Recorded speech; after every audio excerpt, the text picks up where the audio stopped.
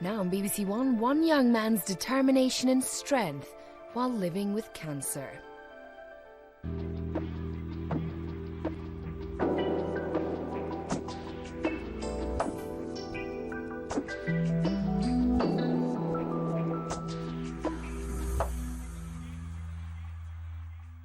It's a war. I want to win.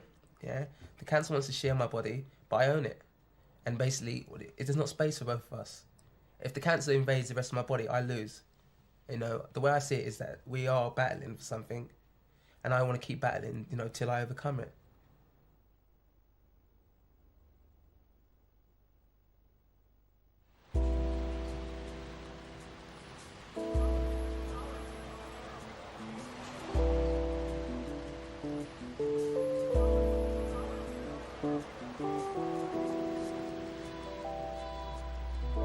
Glenford Xavier is 24.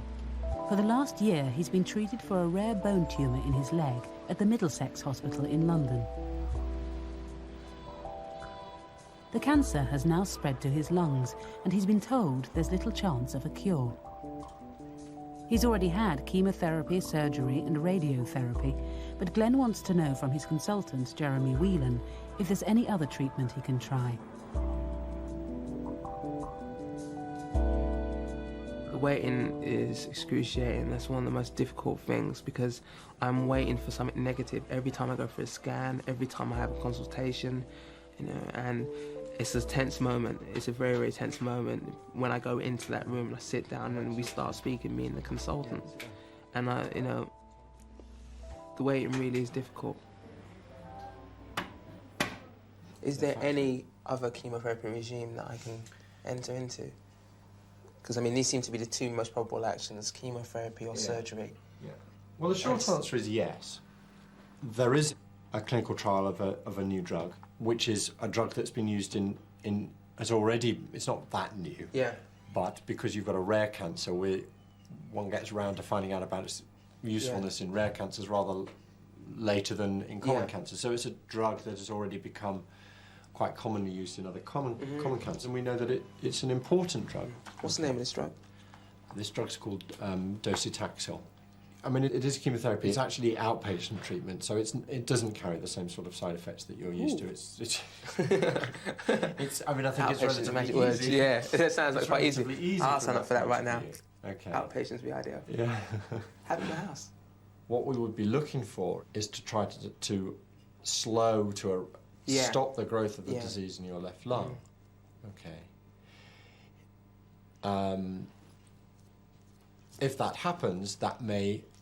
First, that has to be in some level good for you because that would imply that you'll stay well for longer than if it keeps growing. Yeah. I've said that I don't think that any chemotherapy, whether it's magic new drug, is going to get rid of this disease. We'll look at... I'll tell you if that happens. Yeah. You can't put definite timeframes on it, but what would you estimate with no treatment, given the way it's redeveloped so far, would be a time frame? I know you can't say you've got 2 years because people always surpass that, and there's no point saying someone you got. Yeah. But when would you imagine that someone in my case it would become significant? I sort of, you know, if I put you on a desert island. Yeah. Hypothetical city. The likelihood is that you would get symptoms from your disease. Not within the next few weeks, but within the next few months.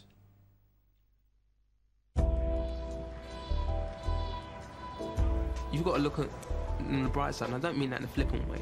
You might not feel that at the time. You might think to yourself, God, this is the worst news you've ever heard. But when you sit back and you reflect, you will find something positive in that statement. And from that, you've got to build something. Because the alternative is, it's just despair. And I've been in moments where I've just been like, I just don't see what's going to happen at the end of this. And I know I've tasted it, and I know I don't like it. So I've decided, you know, I've got to really embrace whatever I can do to improve my situation. I know there may not be a lot, but whatever I can do, I will do. Glenford? Glenn! Yeah? You getting ready? Oh, yeah. When Glenn was diagnosed with cancer, he had just finished a master's degree. He now lives at home with his mother, Tony. He still appears to be the same happy-go-lucky chap that he's always been throughout his illness. But there have been occasions that I glance at him and I can see he's in deep thought. No matter how much I want Glenford to do something, it's what Glenford wants. I mean, obviously I'd encourage him, don't give up, have a go, or whatever it is. But if he decides, well, that's it, I don't want to do that, that's fine. With him, that's because it's him. He's not a kid. He's an intelligent young man, and he knows what he wants. Glenn's ambition is to set up his own magazine with a group of friends. And what's happened over the last year has given me an extra drive. I feel that, you know, like everyone, I've got something to achieve, but I feel more motivated than ever to achieve it now. Time is very precious, and I'm aware of that. And I want to make my impact as soon as possible. Well, everyone grab a seat. Glenn. Thanks, guys and girls, for turning up. It's the first production meeting of Suave, or Suave, OK? A lot of you would have heard me nagging about this the last 9 months, OK, right? We finally got the funding together, but this is just an overview so everybody's aware. Suave's going to be London's first free lifestyle magazine, yeah? Distributed across the whole of London. Right, we have been awarded a £5,000 loan from the Prince's Trust. Yeah? Sorry? I don't want to be a cancer sufferer. I want to be a business entrepreneur or a failed business entrepreneur, rather than just someone who suffers from an illness, because that's what I'll be branded as. All the magazines are running after, you know, we want this babe to be, you know, our latest cover star and stuff like that, and they're all fighting for that. We want to make money, but we have the passion there as well. Yeah, it's the passion. That's what that's a good word. That's what I want to convey. Passion. These are people that think and care about what they're doing, rather than just writing for the sake of it. Cancer's one of the worst things to overcome in the sense that it has no beginning and no end. In my life, I've never come across a test or, you know, some kind of challenge that you couldn't get over by just putting that little extra bit of effort in. You got tests or a revision or an essay to do, you just work all night, you know. You got something you want to achieve, you just get people together, you know, and you work hard for it. With cancer, it doesn't matter how much I work for my physio, my hydro, it's, you know, how clean a life I decide to live, it could still beat me.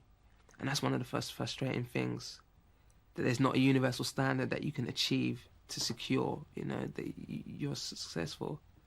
You really are left, there's so much fate involved in it, and so much, you know, dare I say it, luck.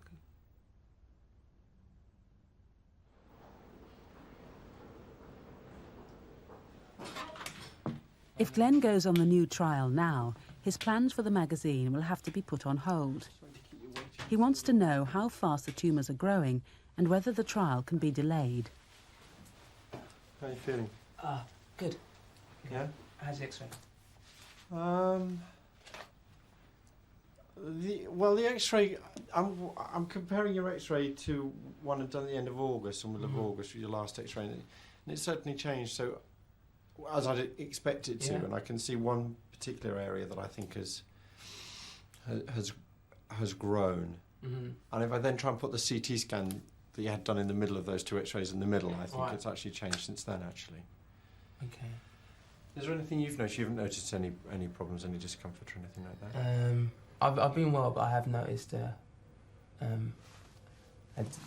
discomfort. It's one particular spot on the left side. It's periodical, it just comes and goes type things.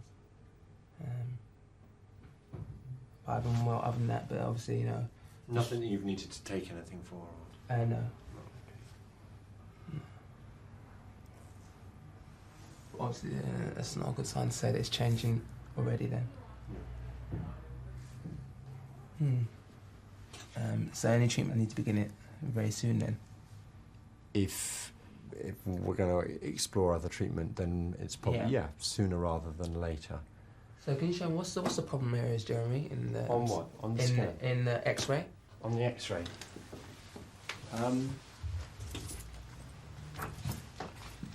Well, this side hasn't really changed. Okay. It's this area. You've got this rather soft-looking shadow here. You see? Yeah. And I think what that's corresponding to is something that I can see on your scan, which is actually sort of, where are you? Sort of sitting on the back of your chest here.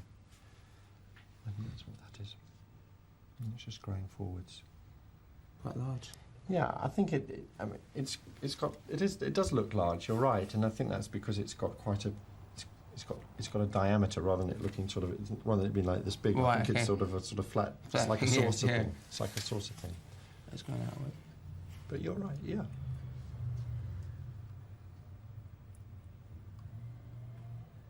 Yeah, so we'll have to organise a CT scan and bloods. Yeah.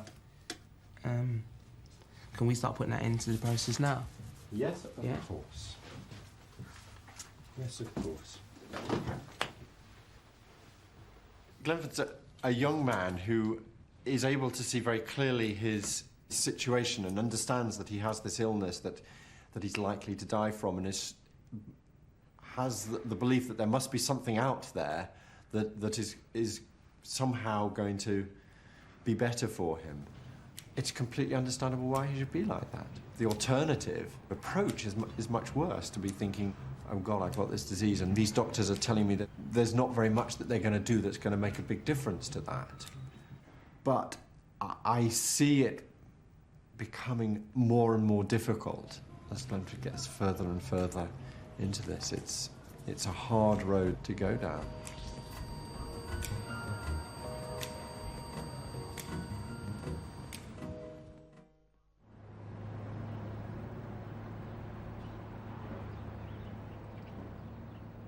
Glenn has discovered that the trial drug he discussed with Jeremy Whelan has not been successful yet in patients with his type of cancer.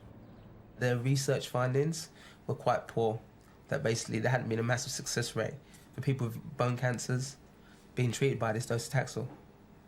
And so that had led me to believe that I wasn't particularly interested in docetaxel for my needs. Yeah, and we'll arrange something between ourselves. Sometimes I wish there was a service you could just buy for people to just, look, I need a cure, can you go ahead and research this for me? But there isn't. But I have been like literally scouting around like I was internet shopping for the best treatments, best locations. And there are a lot of like red herrings, you know. You go around and you find treatments that, you know, purport this and purport that. But the question is it relevant for me? Glenn has decided he wants to try an even more experimental drug called ET743. It's already been in trials in the States, but has only been introduced in this country in the last few weeks.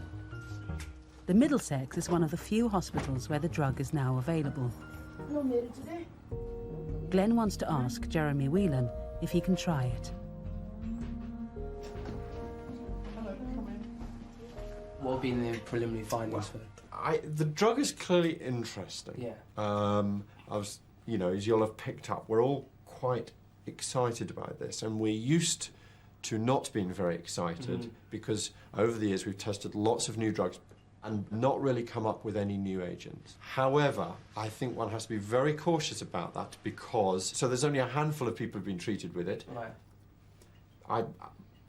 Colleagues that I respect greatly Yeah. have said we've seen a response, you know, and that's an interesting observation. One response is an interesting observation. Yeah. It's too early in the development of these drugs to be able to say hard and fast that one is better than the other. However, again, I would say it's a perfectly reasonable avenue for us to explore. If we can get this sorted out and get the drug, I don't see any problem about treating you with it. Realistically, the earliest that you can start to expect to be treated is next week. Okay. Yeah. I've found some good information that's given me some hope and given me a positive avenue. And it's something quite credible, not just clutching at straws. That was the key thing, rather than just the hocus pocus formula. Something that's credible, something that could bring a benefit. I'm getting ready to go into the next stage of magazine production. I'm going away for the weekend. Overall, I'm very happy.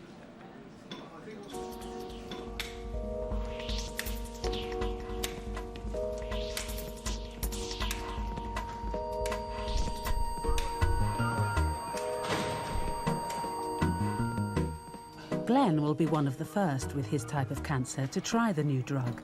He'll be given it as an outpatient. One of his best friends has come along for support. What are you expecting from this treatment for me? First thing, well, I'd like to see some arrest in the growth of the disease. So we just have to be a bit careful about what our expectations are, but also about how we make a judgment. Yeah. And we'll have to balance that up against any sort of problems you have with the drug, which I hope will be not too many, because you're otherwise well, and I think you should put up with it. So we'll make an assessment as we go through, and I think how long we continue for is very much going to be something we have to look at after you've had a couple of treatments.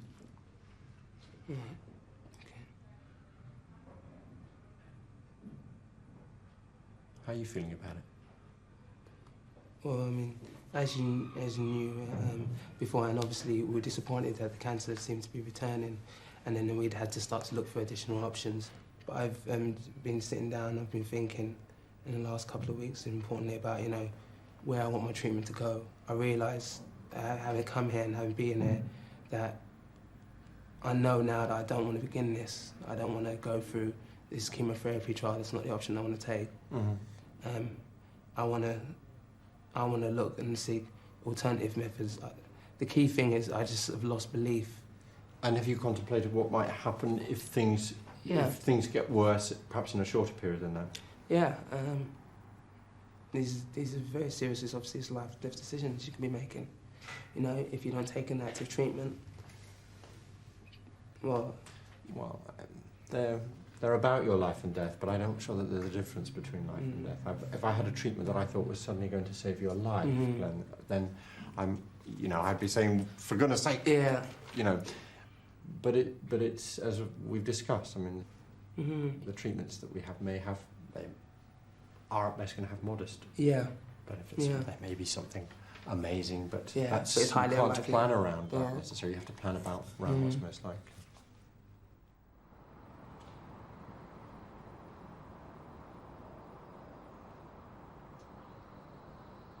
What I've decided is I need to take a more holistic approach and some kind of detox and therapy regime. And the one I found and the one I feel comfortable with is a technique called the Plaskets technique, which is basically is a dietary stroke detoxification program, which hopefully will build up my immune system and the key anti-carcinogen elements and hopefully put me on the road to recovery. They never promised, you know, an end result, but they said there's been people that have seen massive remissions in, people whose tumours have shrunk dramatically, people like myself who's had osteosarcoma who have benefited immensely from this treatment. I will lose the freedom to be spontaneous in many things. I won't just be able to pop out for a curry or just sleep over at a friend's house, you know. Everything has to be organised, which I don't mind. I don't mind foregoing these, like, little things if the bigger picture is that basically my health improves and I'm cured. Because it's like you're really ready to check the whole Who's that? Bomb's about to explode. Why didn't you put it in Sydney, Adrian.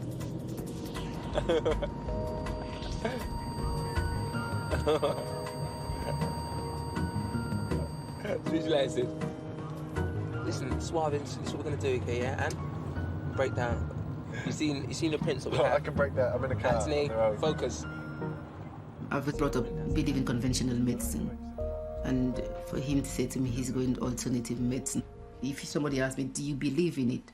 I can't say yeah, I can't say nay.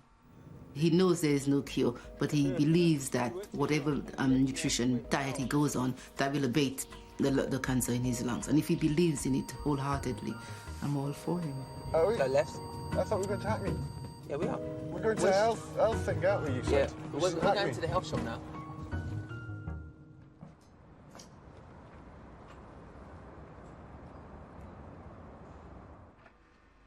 It's Glenn's first day on the Plasket therapy. Wani Winslow, the nutritionist, has arrived to show him the routine. He hasn't been able to sleep for the past 3 weeks and is beginning to have problems breathing. It's not a short-term process, it's the commitment. It will be a shock to the system for him to change to all this natural, organic, whole food, and that requires cooking instead of just opening the tins and jars.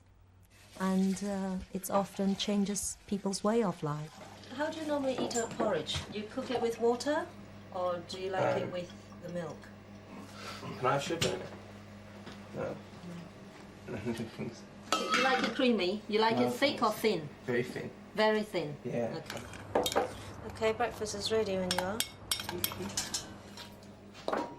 The therapy aims to detoxify the body and build up the immune system so it can attack the cancer. Voila. Shall we just... Tony, would you like some porridge? We have some... I'm having porridge. Yeah, I'll taste it later on. I need a coffee first. Real good. Which one? I'm going to take out things that... I can't have. Ooh, got sweet and sour sauce. That's not mine. Most of the big cost to the patient comes from taking a very high quality nutritional supplements. Roughly, the nutritional supplements will cost the patient about £400 a month, and roughly the organic food supplies will probably range from £50 to £80 a week.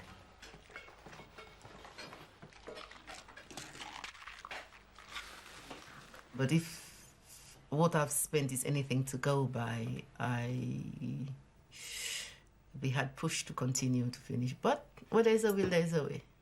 I'll find a way of financing it.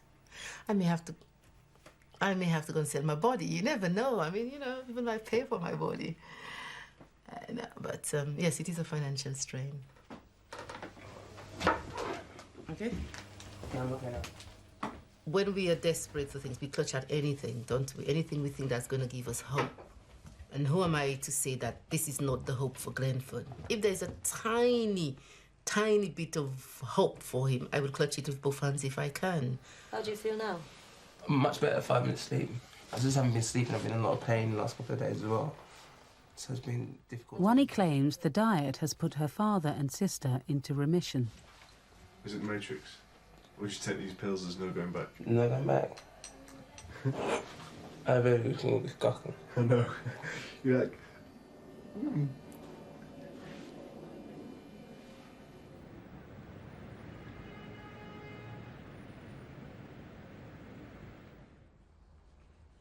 After a week on the plasket therapy, Glenn's booked an emergency appointment to see Jeremy Whelan.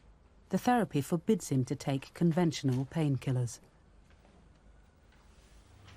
Disturbed sleep, and it's constant during the day as well now. And what's happening about your painkillers?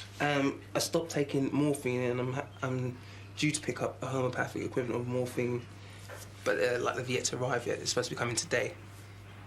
When did you stop taking morphine? About 5 days ago. No, hold a minute. No, when I first started the therapy, which is last Wednesday.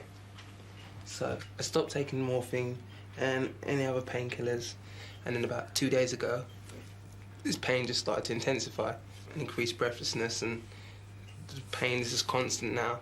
I suspect again that quite a lot of this is because you're not on a satisfactory dose of painkiller, and you're going to have to think about what you want to do. I mean, I would recommend what we have the most experience of working well, which are the sort of drugs that you were having before, and using Sevrodol and then slow release morphine, and getting that up to a level that is provides you with comfort. What are you going to do? Well, I've got the painkillers at home, so there's no point in re-prescribing them. Literally, I've got them. I haven't thrown them away because I want to keep them by just in case. Never say never. And I'm going to wait till these homeopathic pills come through. I'm going to give them 3 or 4 days. If I see no result, then I'm going to phone them up and say that I need to go on something that at least can give me some kind of result. Okay. I'm very concerned about the approach he's taking, but Glenford is also very independent and very committed to that approach, and it's quite hard to know what line one takes in terms of disrupting that. His disease has certainly deteriorated in the past month. I'm concerned that he won't use the support around him effectively enough to ensure that he is as free from symptoms as he could be.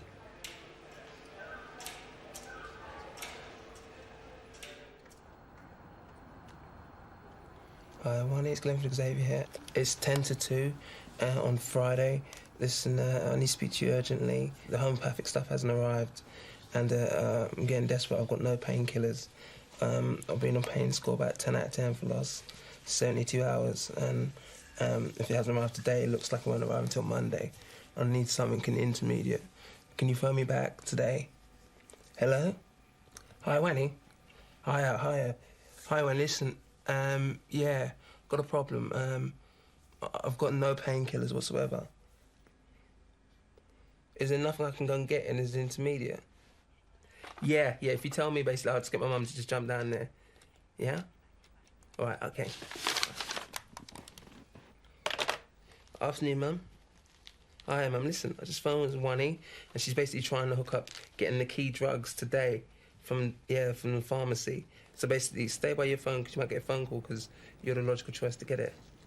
I know, you know it is. Yeah, it's still critical. It's getting worse. I can feel my spine collapsing.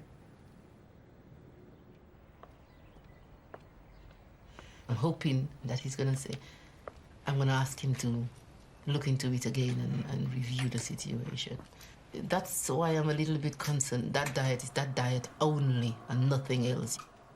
We are frightened if we deviate from them a little bit and it doesn't work. That will give them an excuse to say, wow, we told you not to mix it with anything else. You've gone, so obviously it wouldn't work. Add a bit of energy to this. I'm going to add some ginseng.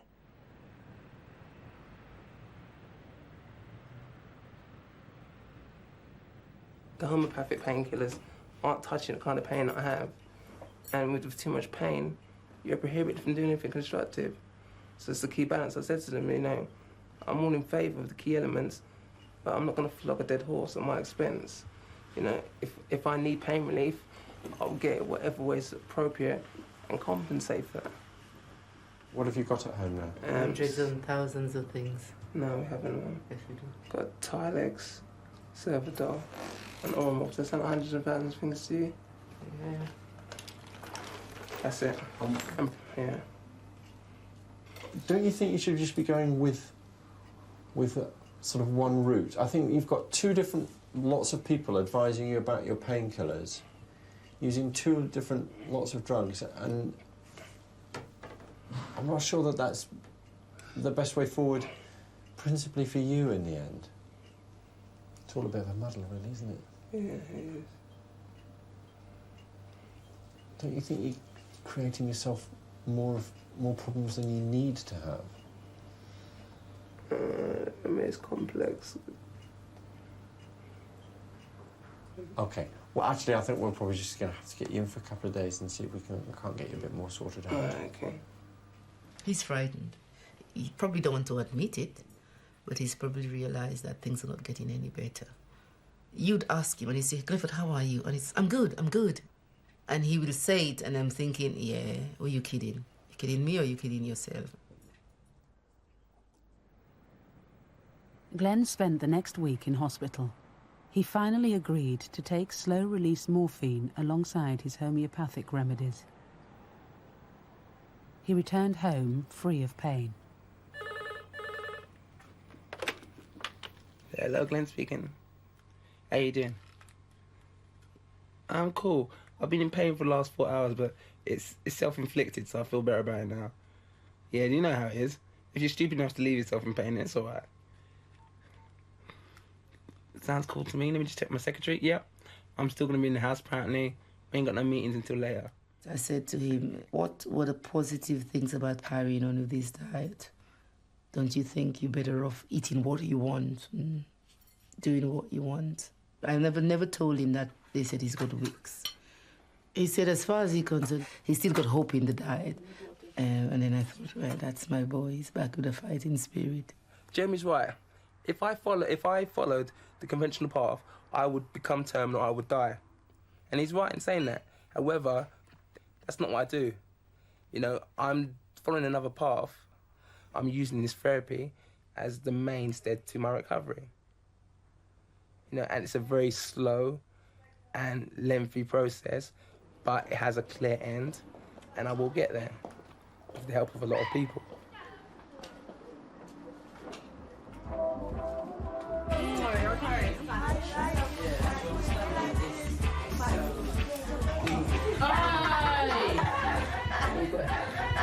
How's the stars?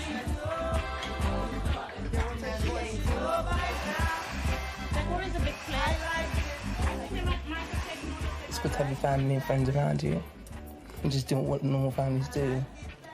Make noise, eat too much food and make more noise. Live this one. Some of them close. Jamaican rum. Jamaican rum.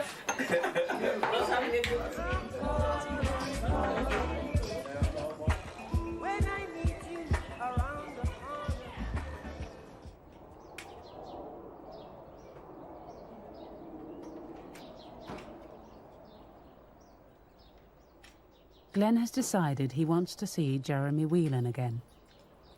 Let's be realistic here. I'm not God. I don't know what miracles do happen, but if I believe what the powers of be say to me, Glenford hasn't got that long to live. And let's be realistic, and I can see Glenford is actually deteriorating. And I think sometimes, sod that. I don't know how long he's got to live, you know. I catch myself thinking, yeah, come on, let's go out. Let's go and get this. Let's go and buy this. But thanks God, so far I'm strong enough and say, nah, I won't do it.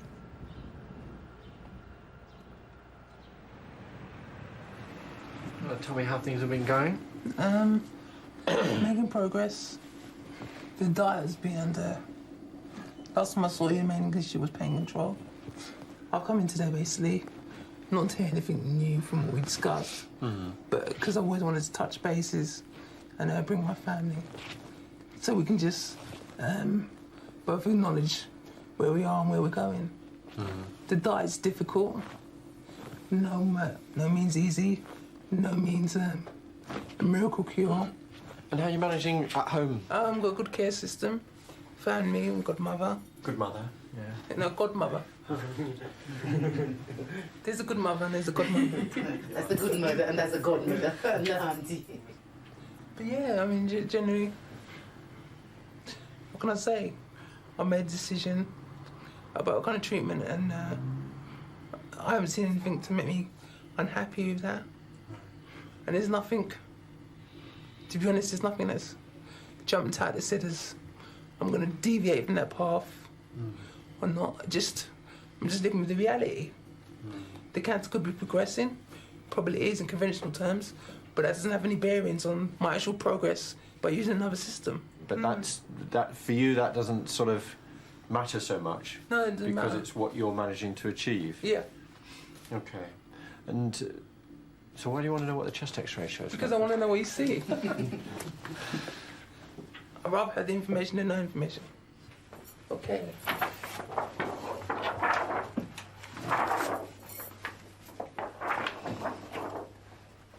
Now, what shall I tell you, Glenford? What you see? Well, I see what you see, which is that this is your left side, and you can see that it's white rather than black, which was what it should like if there was air going in, and you can see that in your right side there's certainly some lung, but this has shifted over, so this is your heart shadow that one's seen there, that's just been moved over. So does that help? Yeah, it does a lot. I think that you have done remarkably well under very difficult circumstances. If you'd asked me in February, you know, would Glenford come to see me in clinic in 2 months' time, and then I'd have said, well, I think there's a very good chance that you might not. But as you know, I'm not very good at committing myself. That's because I know that sometimes these things, you know, and it's just it's hard to predict, and people are very different. But you're doing great. I'm happy with that assessment.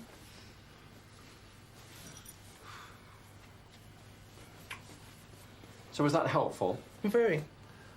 Are there other things you want to know that I don't know the answer to? No. No. Meaning of life will be the next visit. Okay. No, that's cool. Anything else? No, I've got all the support in place. Got course of action, treatment. I've got to get home, I've got stuff to do.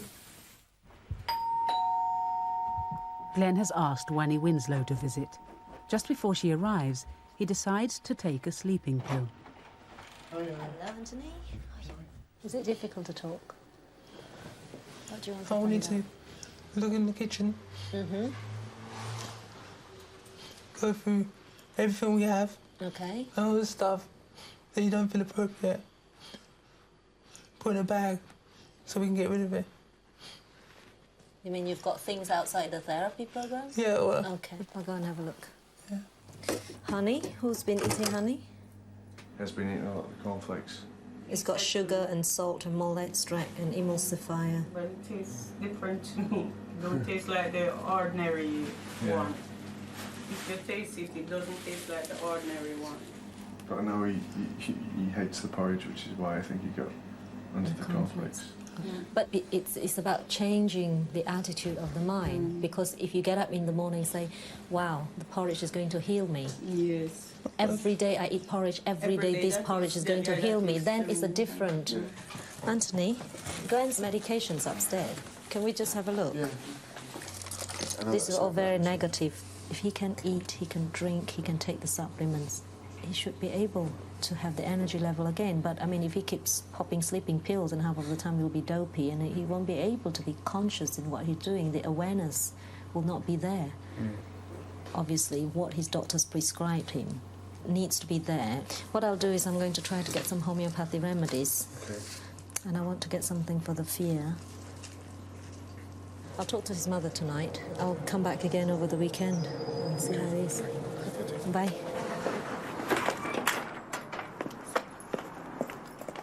She said the situation is, yes, he's in a bad way at the minute, but, you know, in a week, you know, he could have his If he sticks to it, as they say, in a week we should see a little improvement. Yeah, and the word she used was vitality.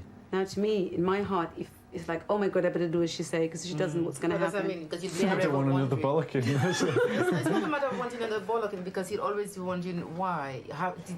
Is it because? Is it because? Is it because? Yeah. Did something happen? Thinking, well, had I done as she said, would it have happened? Well, You know, and the thing is, right, you've got nothing else to grasp at, have you? There is nothing else to grasp at. It's like catch-22. Yeah. She's telling us to be sort of strict and stern with him. And on the other hand, because Glenford is very strong-willed. You see, Glenn, that's the problem. You have to look who you're dealing with. Glenford has got a mind of his own. And irrespective of what we say, if he doesn't want to do it, he won't. Glenn died at home a week later, with his friends and family around him. We've gathered here this morning to mourn the death and commemorate the life of our son, brother, cousin, nephew, and good friend, Glenford Marlon Xavier. Starting from that early age, Glenn showed 3 traits that were to remain with him throughout his life: talking, eating, and the quest of knowledge. I can hear some of you saying yes, yes, and yes.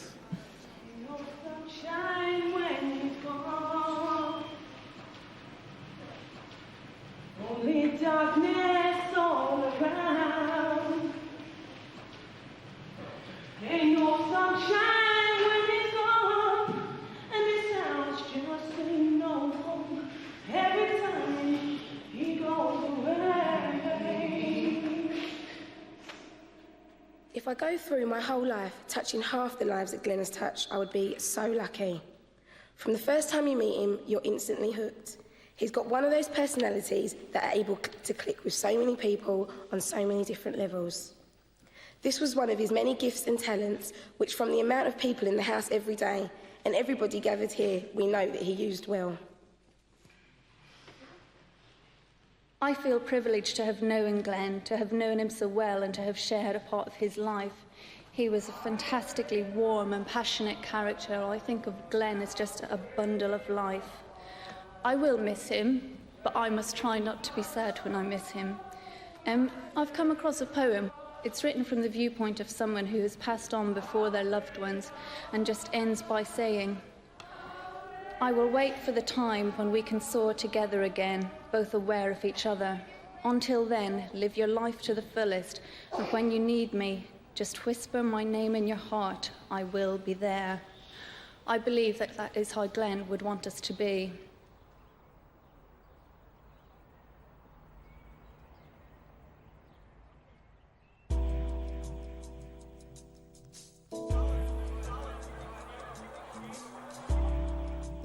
If you have been affected by any of the issues in tonight's programme, or would like a copy of the BBC's free Cancer Guide booklet, you can call our information line on 08000 688 456. Calls are free and confidential.